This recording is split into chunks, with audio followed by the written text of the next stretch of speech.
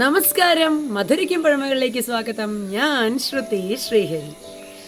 ഇപ്പോഴത്തെ വെളിച്ചമായിട്ടേ ഉള്ളൂ. എണീറ്റ് വന്ന ഉടനെ ഞാൻ മാങ്ങ പെറുക്കാൻ വന്നതാണ്. ഞാനിപ്പോൾ ഇല്ലത്താണ്, വെക്കേഷനാണ് ഞങ്ങൾക്ക്. എന്തായാലും നിറച്ച് മാങ്ങ ഉണ്ട് ഇവിടെ. മാങ്ങാക്കാലത്ത് മാങ്ങ പെറുക്കുന്നത് ശരിക്കും കുട്ടിക്കാലത്തെ ഓർമ്മകൾ വരികയാണ്. മുത്തശ്ശിയുടെ കൂടെ പോയി മാങ്ങ പെറുക്കണതും ഞാനും അനീത്തിയൊക്കെ കൂടി പോയിട്ട് എന്തായാലും ഇപ്പതാ മിറ്റത്തും തൊടിയിലൊക്കെ നിറച്ച് മാങ്ങ ഇങ്ങനെ വീണ് കിടക്കണ കാണുമ്പോൾ വേറെ ഒന്നും നോക്കിയില്ല, ഓടി വന്നത് ആ പെറുക്കാണ്. അപ്പോൾ എന്തായാലും നിങ്ങൾക്ക് എല്ലാവർക്കും ആ പഴയ ഓർമ്മകളിലേക്ക്, ആ മാങ്ങ കാലത്തിലേക്ക് ഞങ്ങൾ മധുരിക്കും പഴമകൾ നിങ്ങളെ കൂട്ടിക്കൊണ്ടുപോവാണ്. ഈ കാണുന്ന മാവ് എന്ന് പറഞ്ഞു കഴിഞ്ഞാൽ നാട്ടുമാവാണ്. ഇതിന് കുറേശ്ശെ പുളിയൊക്കെ ഉണ്ട്. ഇനി വേറൊരു മാങ്ങ ഇതാ ഇപ്പം ഈ പെറുക്കണ മാങ്ങ, അതിന് കുറേശ്ശെ മധുരം, നല്ല സ്വാദാണ്. പ്രത്യേകിച്ച് പേരൊന്നുമില്ല, നാട്ടുമാങ്ങ തന്നെയാണ് പറയാറ്. ശരിക്കും പറഞ്ഞാൽ അങ്ങനെ എത്ര വലുതായാലും നമ്മുടെ പണ്ടത്തെ ആ മാങ്ങാക്കാലമൊക്കെ അങ്ങനെ ഓർമ്മ വരിക.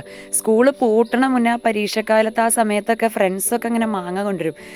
നിങ്ങൾക്ക് എല്ലാവർക്കും ആ ഓർമ്മകൾ ഉണ്ടാവും. നമ്മൾ ചുമരിൻ്റെ മുകളിലൊക്കെ ഇടിച്ചിട്ട് ആ മാങ്ങ പൊട്ടിച്ച് ഉപ്പും മുളക് പൊടിയൊക്കെ കൂട്ടി കഴിക്കുക.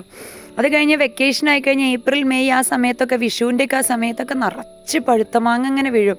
പിന്നെ മാങ്ങ ഉണ്ടായിക്കഴിഞ്ഞാൽ പിന്നെ വീട്ടിൽ ഫുൾ മാങ്ങ കൂട്ടാൻ, അതുപോലെ മാങ്ങ അരച്ചിലേക്ക്, അങ്ങനെ മാങ്ങ കൊണ്ട് മാത്രമാവും എല്ലാ വിഭവങ്ങളും. അതുപോലെ ചക്കയും അതിൻ്റെ ഒപ്പം തന്നെ ഉണ്ടാവും. പിന്നെ ചക്കലിശ്ശേരിയായി, ചക്കപ്പുഴുക്കായി, ചോറല്ലാതെ ബാക്കിയൊക്കെ മാങ്ങയും ചക്കയും.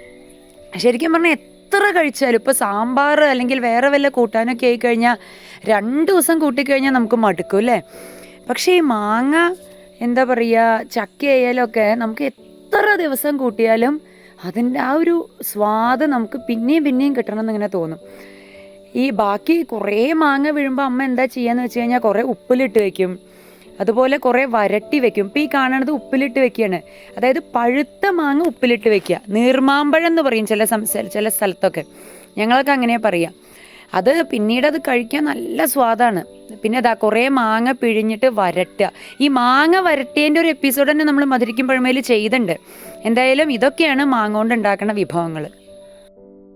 ഇതെല്ലാം കണ്ടപ്പോൾ അവരവരുടെ കുട്ടിക്കാലത്ത് ആ പഴയ മാങ്ങാക്കാലം എല്ലാവരുടെയും മനസ്സിൽ ഓടി എത്തിയെന്ന് ഞങ്ങൾ വിചാരിക്കുകയാണ്.